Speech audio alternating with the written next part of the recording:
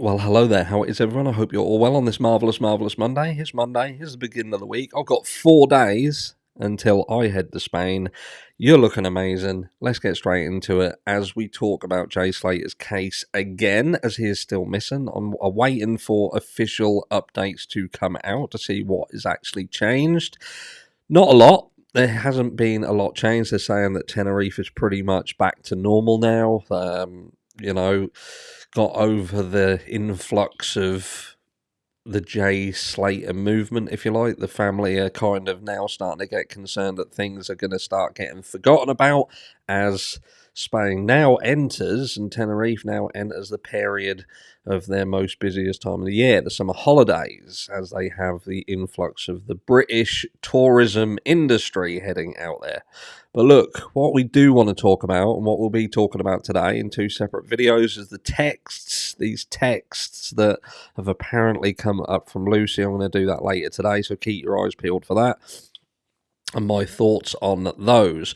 But right now, we're just going to talk about these pair, and that is this this rapper, the Potter Paper, and Qassim.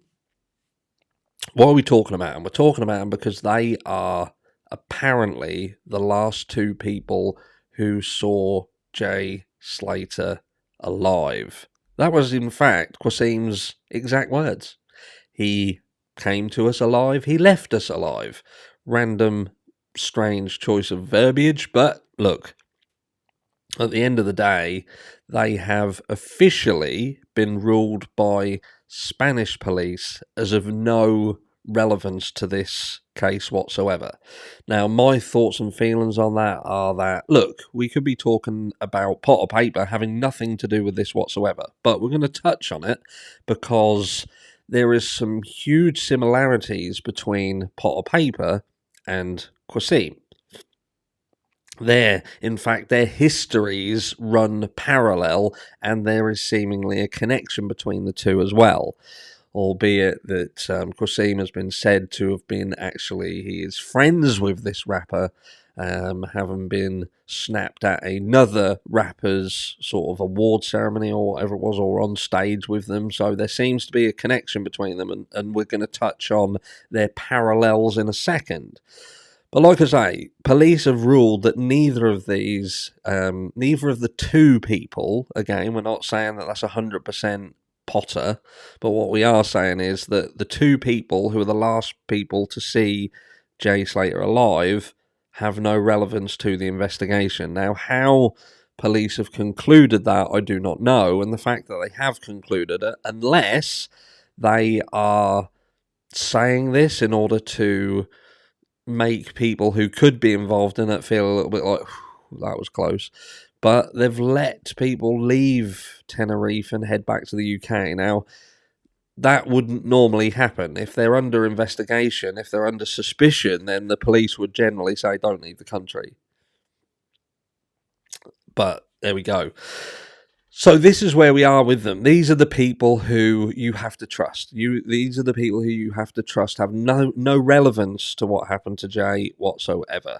And it's important. Now you will see what we will say first of all, and if you check the thumbnail, if you saw the thumbnail, now Potter Paper is sporting himself a Rolex. Now that could be a complete coincidence. We'll call that coincidence number 1, that Jay Slater apparently was involved in the theft of a watch, and Potter Paper, the rapper, he is sporting one.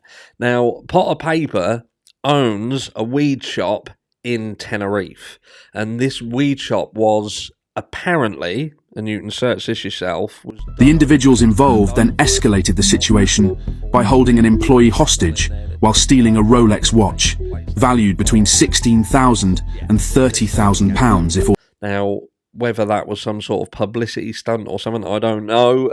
You know, it's hard to get all the accurate information because there's so much shite floating about. But the strange thing to me is, why would Qassim, for instance, hire out this property in the arse end of the back and beyond when his friend has property in Tenerife, basically on the strip. Who knows? Who knows? But we'll get into that in a second. So here we go. So first of all, we've got this. So this is man one. So this is Qassim. So he was jailed for 9 years back in 2015 as the ringleader of a London-based gang dealing heroin and crack cocaine in Cardiff. They were actually trafficking from London over to Wales. He was the mastermind behind it. Got 9.5 years and served about half of that. So that's, we'll call him numero uno. So one of the people who was the last people to see Jay Slater alive is a convicted drug trafficker. So we go to man number two. So this is the other one. So this is Potter Payper. This is him here. I know he looks quite different from the thumbnail, but this is Potter Payper. Pair jailed for supplying drugs in Essex seaside resort. Now, it says 2 men who are running a county drugs line supplying Class A drugs, heroin, crack cocaine, have been jailed for a total of nearly 9 years. Ipswich Crown Court heard how officers from the North Operation Raptor team began an investigation into the Frankie drugs line, which operated in Clacton in 2015. The drug supply network, known as a county line, was believed to have been selling drugs from various properties in Clacton. A county line is a network of dealers who transport drugs from urban areas, commonly London, into rural and coastal towns and home country counties using a dedicated mobile number. So basically what these guys were doing, so what Potter Payper were doing and what Qassim were doing was exactly the same thing. It was a county line operation running from these rural areas, Essex and all of these, and then running them out to coastal areas such as Wales, such as, you know. So they were basically working in tandem, exact same thing, and they just happen to have these connections that are connecting them together. Did they meet each other? Did they become friends through these channels? That's a valid question because, again, we talk about coincidences. The watch, the Rolex, for instance, the connection between Jay Slater and a Rolex and Potter Payper having a Rolex, his shop getting turned over. Was it anything to do with it? Had someone got hold of that? And again, I'm spitballing, but I'm talking about we've got a boy who's missing, vanished off the face of the planet, and it just so happens that he was seen by 2 guys. One of those guys, this Qassim, seems to be hiding his identity. He doesn't want people to know who he is. He's gone as far as trying to say that the nickname Johnny Vegas, for instance, is his nickname. Now, I've been contacted by multiple people who are claiming, and I know it's a claim, so, you know, take it with a pinch of salt, but they are categorically stating that Qassim is not, I repeat, not Johnny Vegas.